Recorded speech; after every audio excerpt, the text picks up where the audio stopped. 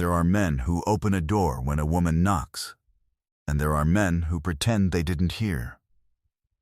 What separates them is not what they have or what they've lost. It is simply what they believe a person in front of them is worth. Don Hector Villanueva had lost more than most men lose in a lifetime. And on the night Lupe Sandoval appeared at his gate with a little girl on her hip and nothing else in the world, he opened the door without hesitating once. If you believe that the way we treat the desperate is the truest measure of who we are, subscribe to Cuentos del Viejo Campo and ring the bell so you don't miss a single story. The night Lupe arrived at the old hacienda of El Refugio, the wind was carrying cold down from the Sierra, and the road that cut through the scrub oaks of northern Jalisco was dark enough that she had navigated the last mile of it by the glow of a lantern she was praying wouldn't run out of oil. Her daughter Cielito was 4 years old and asleep against her shoulder. One small fist clenched in the collar of Lupe's shawl, and in the other arm Lupe carried a canvas bag that held a change of clothes.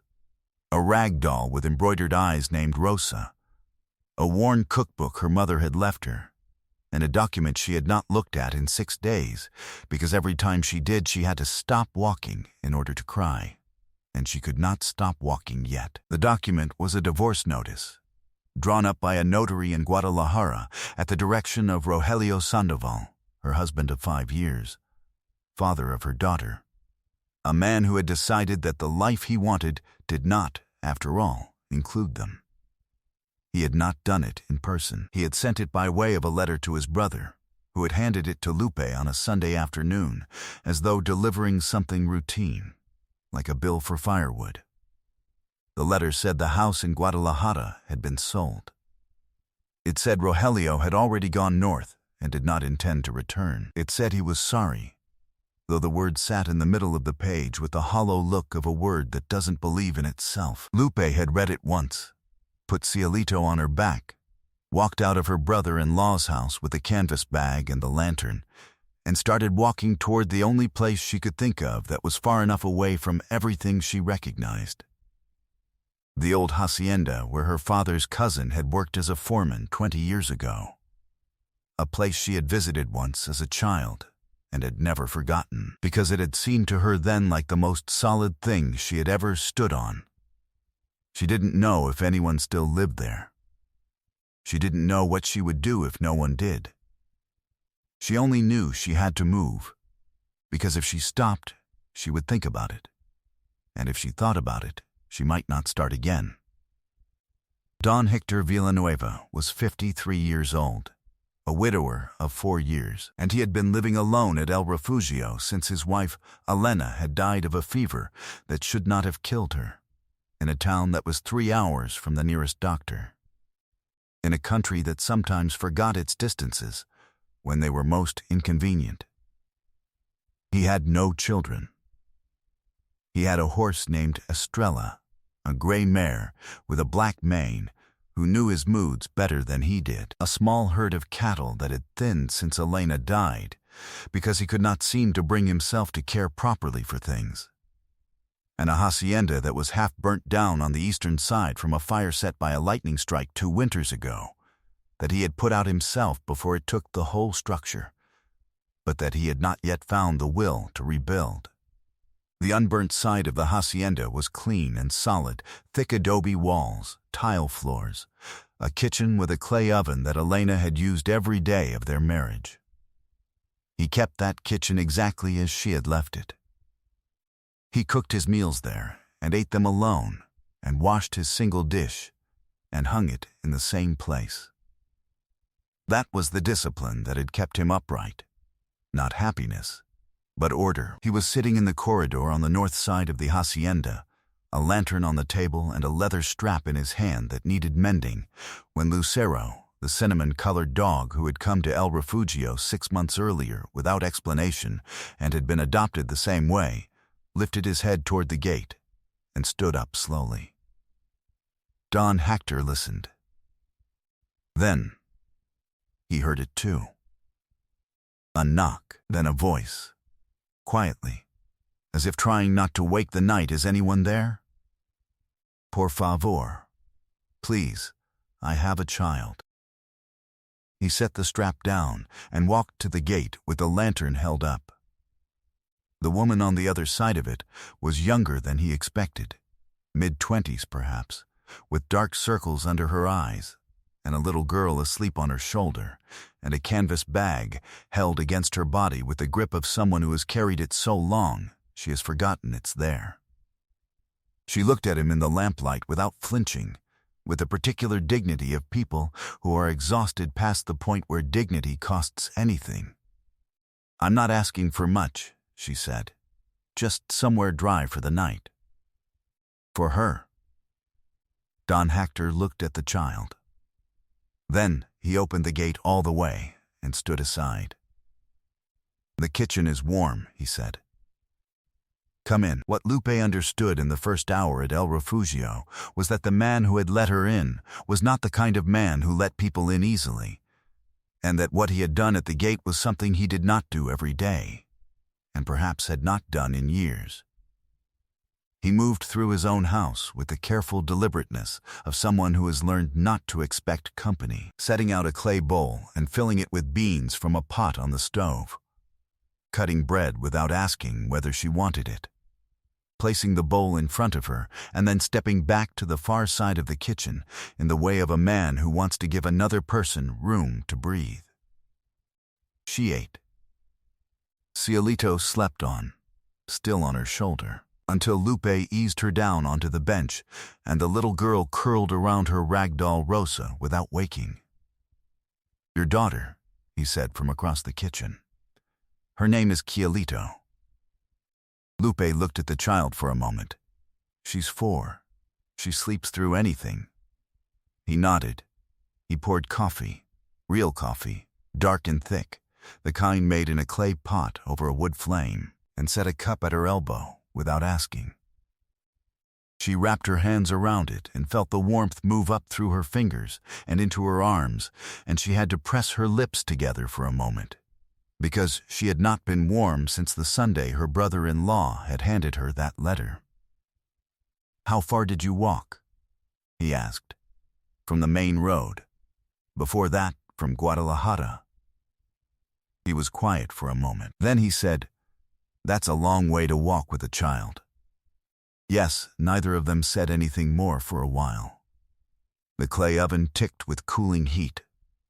Lucero had settled himself near Cielito's feet, as if this were a thing he did every night.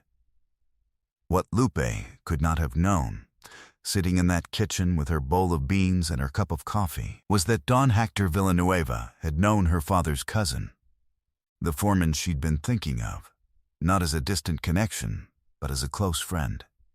A man who had worked El Refugio for 15 years before his death, who had spoken of a cousin's daughter with a particular fondness that Don Hector had filed away the way you file away details about people who matter to the people who matter to you. She would not learn this for some time. For now, she only knew she was warm and sitting down, and that the man across the kitchen had not asked her a single question she didn't want to answer. There's a room on the north side, he said eventually. Clean. You can have it as long as you need it. Lupe looked at him. I can work. Whatever needs doing. He picked up his coffee cup. We'll talk about that in the morning. The morning came in cold and gold over the Sierra, and Lupe was up before it, moving through the kitchen without being asked. Because moving was the thing she knew how to do, and the kitchen was the room where she understood what was needed. She found the corn flour and the lard and the salt, and had tortillas on the comal by the time Don Hector came in from checking on Estrella, and the look on his face when he smelled them, not surprise exactly, but something adjacent to it, something that had been dormant. She stored that look away carefully and did not comment on it. Cielito woke up and looked around the unfamiliar kitchen with the wide-eyed gravity of a 4-year-old assessing a new situation, and then spotted Lucero, and her entire face changed. She sat up and said "doggy" with an authority that suggested the matter was settled, and Lucero thumped his tail on the tile. "She's not afraid of dogs," Don Hector observed. "She's not afraid of much," Lupe said. "She gets that from her grandmother." The morning ritual took shape the way morning rituals do on working land, not declared, just arrived at. Lupe made breakfast. Don Hector ate it, and then went out to the cattle. Cielito followed him to the fence and watched Estrella with an intensity that the gray mare seemed to find entirely reasonable. Lupe washed the dishes, and then went out to see what needed doing, because there was always something that needed doing. And at El Refugio, the evidence of a man living alone for 4 years was everywhere if you looked. A door hanging slightly wrong on its hinge. A section of fence in the corral that leaned. The eastern wing of the hacienda still open to the sky where the fire had taken the roof. She fixed the door that afternoon with a screwdriver she found in a tin on the windowsill. She did not ask permission. She also did not ask about the burnt wing, because the way his eyes moved past it when they were in the courtyard told her it was not a question for the first week. He noticed the door. He said nothing about it. But the next morning there was a second cup of coffee on the table when she came into the kitchen, and it was the first time he had done that. That was the week of the small things. The second week, the things got larger. Lupe had found the worn cookbook in her canvas bag on the third night and set it on the kitchen shelf, spine out, the way her mother had kept it. It was a plain cloth-covered book filled with her mother's handwriting. Recipes, but also notes in the margins. Observations about heat and altitude, and which peppers grew best in which season. Small drawings of pots and measurements. She used it to make mole on the Sunday of the second week, a proper one, with the dried peppers Don Hector had in the pantry that she suspected had been there since Elena died, because the clay jar they were in had the particular stillness of something untouched. He ate 2 full bowls. He set his spoon down after the second and looked at the cookbook on the shelf for a long moment. "Your mother's?" he asked. Yes, he nodded once, slowly, and said nothing more. But that evening she heard him in the corridor talking to Estrella in the low, even voice he used for the mare. The only time his voice lost its careful distance. And she did not go out, because some things are not meant to be witnessed. The days built on each other the way days do when work gives them a structure. Cielito had claimed Lucero as her own and spent her mornings in the courtyard making him perform elaborate and mostly unsuccessful tricks, narrating the proceedings in a running monologue that seemed to require no audience. Don Hector had begun bringing Estrella to the corral fence at a certain hour each morning because Cielito would be at the rail waiting. And the gray mare had understood something about the child that horses sometimes understand before people do. One morning, watching Cielito feed Estrella a piece of tortilla through the rails, Don Hector said, "She can come into the paddock if she wants. Estrella won't spook." Lupe looked at him. "She'd never leave." "I know," he said. And something in the way he said it, not unhappy, not resigned, something else entirely, made Lupe look at the Sierra for a moment before she trusted herself to look back. It was Lucero who found the papers. He had been digging at the base of the old storage wall on the west side of the hacienda, the wall that had been built before the main structure Don Hector had mentioned once, back in his grandfather's time, and the sound of his digging and then his particular bark brought both of them around the corner to find him standing over a rusted tin box that the damp earth had loosened from the base of the wall. Don Hector crouched and opened it. Inside, wrapped in oilcloth that had done its job for decades, were papers. A property deed, a handwritten letter, a smaller folded document with an official seal that had mostly survived. He read the deed first. Then he handed it to Lupe without a word. It took her a moment to understand what she was looking at. The deed described El Refugio, the full hacienda, the eastern wing included, the water rights, the grazing land to the south, and it was registered in the name of Hector Villanueva, in the handwriting of a different generation, meaning it had been drawn up by his grandfather or great-grandfather, and had sat in that wall untouched through all the years of questions about the eastern land boundary that a neighboring rancher named Bernal had been raising since Don Hector's wife died. Questions that had grown, in the past year, into formal complaints to the municipal land office. Questions that had a notary behind them and a plan behind the notary. What Lupe was about to discover, holding that deed in the pale afternoon light, was that Don Hector Villanueva had not known this document existed, and that, without it, he had been in danger of losing the eastern quarter of El Refugio to a boundary claim that should never have been taken seriously, and that with it, the claim dissolved entirely. She looked up at him. "You didn't know," she said. No, he was reading the letter now. From his grandfather it appeared, brief and plain, explaining where the deed was and why it was there, and adding, at the end, in handwriting that had the particular character of someone who has lived long enough to know what matters, "Take care of El Refugio. It takes care of the people who stay." Don Hector folded the letter carefully and put it back in the tin. Lucero sat at his feet with the satisfied expression of a dog who has done good work. "This needs to go to the land registry," Don Hector said. "Yes," said Lupe, "and a copy to the municipal office before Bernal files anything else." He looked at her. "You know about these things? My father worked with a notary for 10 years. I grew up reading documents." A silence stretched between them, not uncomfortable, but full of the particular weight of things that are only now being seen clearly. What had felt like accident, her arriving at that gate on that night, her father's cousin's name, the kitchen, the months of work, rearranged itself quietly in that moment into something that looked less like accident and more like the way things sometimes move when they need to end up somewhere. He said, "I would have lost it."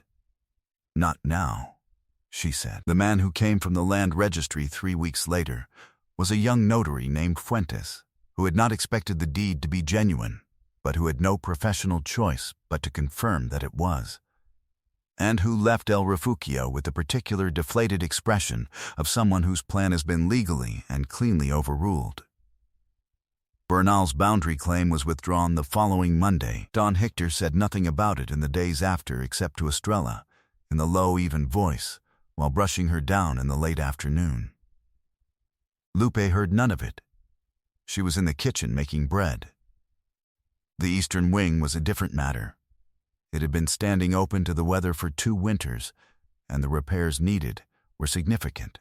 New roof beams, new tile, replastering of the interior walls, several sections of floor. Don Hector had begun to think, in the months since Lupe arrived, that the eastern wing was becoming possible again. Not because the money was suddenly there, though the resolution of the boundary claim meant a leasing arrangement with the southern grazing land that would help, but because a house with people in it feels different from a house with one man in it, and the difference, he had begun to understand, was not comfort. It was purpose.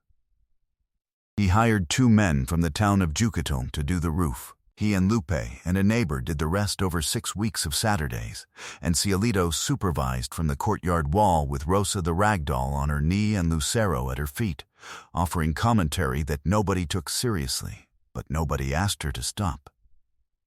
The morning they finished plastering the last interior wall, Don Hector stood in the doorway of the eastern wing and looked at it for a long time. The afternoon light came through the new roof tiles, and the room smelled of fresh lime plaster and cut wood and, faintly, from the kitchen on the other side of the courtyard, of bread. Alina would have done the room in blue, he said. He was not talking to Lupe exactly, but she was there. Then, do it in blue, she said. quietly, without weight. He nodded. The cattle came back in from the south pasture at dusk that evening, moving in their unhurried way along the fence line, and Estrella lifted her head from the trough and watched them, and Lucero ran one lazy arc around the edges of the herd and came back satisfied, and Cielito stood on the lowest fence rail with her arms spread and announced to no one in particular that this was her favorite time of day. Don Hector was leaning on the rail 2 posts down. He looked at the child. Then he looked at the way the Sierra caught the last of the light, bronze and clean, the kind of sky that makes a person believe, for a moment, that everything damaged can be made whole again. He did not say anything. There was nothing to say that the evening wasn't already saying. By the time the first cold of winter came down from the Sierra, El Refugio was a different place from the one that had stood half open to the weather 2 seasons ago. The eastern wing was plastered and roofed and painted, blue as Elena would have wanted, with white trim that caught the morning light. The fence line was repaired. The cattle had fattened through the autumn on the southern pasture and came back each dusk in good order, and Estrella moved among them with the authority of a horse who has always known she is the most important animal on the property. Cielito had learned to ride, not properly. She was 4, and proper would come, but she sat in the saddle in front of Don Hector while he led Estrella at a walk around the paddock, and her face wore the expression of someone who has discovered something they did not know they were missing. Lupe watched from the fence rail. She had the worn cookbook in her hands, not reading it, just holding it, the way you hold something that belongs to the people you come from. On a cold Saturday in November, a notary from the municipal office in Lagos de Moreno arrived at El Refugio with a document that had nothing to do with boundary claims. He had been asked to come by Don Hector, who met him in the corridor while Lupe was in the kitchen, and the meeting was brief and direct, and the document was signed by noon. The document was a formal lease of residence, legal, registered, giving Lupe and Cielito Sandoval the right to occupy El Refugio's north rooms for as long as they chose, with no conditions and no obligation to leave. It was not, Don Hector had told the notary carefully, a matter of charity. It was a matter of record. She had earned it. He came back into the kitchen after the notary left and set the copy of the document on the table in front of her without ceremony. She read it. Then she looked up at him. "You didn't need to do this," she said. "You told me your father worked with a notary for 10 years, he said. You know what a document like this means. I know what it means. Then, you know it means I'm not asking you to go." She looked at the document again. Then at the cookbook on the shelf, and at Rosa the rag doll propped on the windowsill where Cielito had left her, and out the window at Estrella moving slowly in the afternoon light of the paddock, and at Lucero asleep in his corner, as if none of this required his attention. "Cielito is going to say this is her home," Lupe said. "She's already said it," Don Hector replied. "Twice to Estrella." "I was there." Lupe's hands were still on the document. Outside, the cattle moved back along the fence line as the sun dropped behind the Sierra, unhurried and certain. The way animals move when they are safe and they know it. And the sound of them, hooves on packed earth, the low murmur of the herd, came in through the open window and filled the kitchen the way the smell of coffee fills it in the morning, with the particular warmth of things that have found their place. Sometimes life pushes us out a door we didn't choose, along a road we didn't know, to a gate we never planned to knock on. And on the other side of that gate is the thing we were always supposed to find. Not what we lost. Something better and truer. Something that needed us as much as we needed it. Who appeared in your life when no one else was looking at you? If this story touched something in your heart, leave your comment down below. Tell us where you're watching from. Subscribe to Cuentos del Viejo Campo so you don't miss a single story. Ring the bell and share this with someone who needs to remember that the doors that open when you have nothing left to offer are sometimes the ones that were always meant for you. Until the next story, a hug from this old field to wherever you are. And remember, never underestimate the person who knocks on your door with nothing but a child on her hip and the dignity to ask for one night. She may be the one who shows you the deed to your own life.